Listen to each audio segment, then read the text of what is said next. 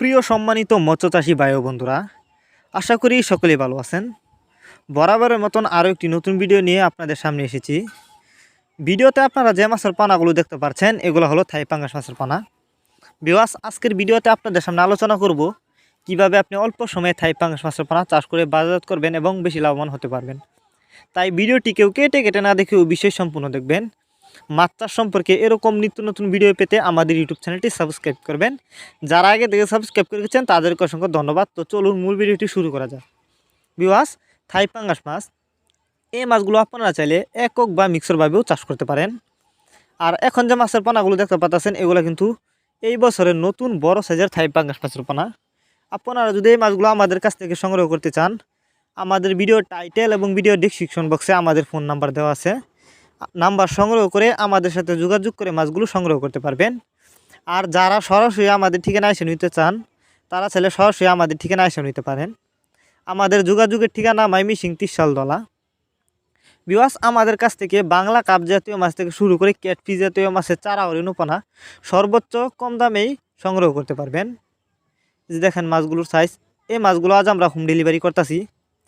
আপনারা যারা বায়োফ্লক পদ্ধতিতে মাছ চাষ করতে চান এই মাছগুলো বায়োফ্লক পদ্ধতিতেও চাষ করতে পারবেন এবং অন্য অন্য ক্যাটফিশ জাতীয় মাছের সাথে মিক্সরভাবেও চাষ করতে পারবেন।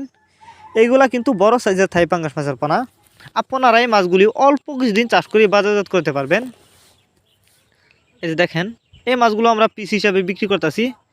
ভিউয়ার্স, অনেকেই থাই পাঙ্গাস মাছের রেণু চাষ করতে গিয়ে লস খেয়েছেন।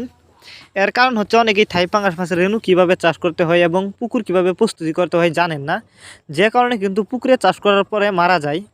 তো আপনারা চাইলে এই পোনা আমাদের কাছ থেকে সংগ্রহ করে চাষ করতে পারেন। এই পোনাগুলি যদি চাষ করেন তাহলে কিন্তু মারা যাবে না, কারণ এগুলো বড় সাইজের থাই পাঙ্গাস মাছের পোনা। শুধু পুকুরে ছাড়বেন এবং সঠিক খাবার দিলেই মাছগুলি কিন্তু দ্রুত বড় হবে এবং অল্প সময়ে বাজারজাত করতে পারবেন। আর একটা সময় খাল বিলে এই মাছগুলো কিন্তু দেখা যেত, এখন কিন্তু বর্তমানে এই মাছগুলো হ্যাচারিতে উৎপাদন করা হয়। এই যে দেখুন মাছগুলো, এই মাছগুলো কেজিতে 70 থেকে 80 পিস হবে। আর আপনি চাইলে মাছগুলো কেজি হিসাবেও আমাদের কাছ থেকে সংগ্রহ করতে পারেন।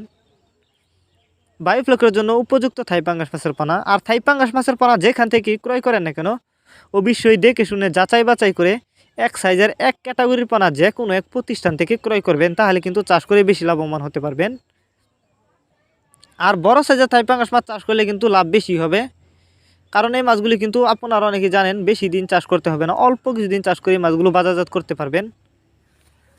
আর যারা থাই পাঙ্গাস মাছের রেণু চাষ করতে চান তারা চাইলে থাই পাঙ্গাস মাছের রেণু আমাদের কাছ থেকেই কিন্তু সংগ্রহ করতে পারবেন।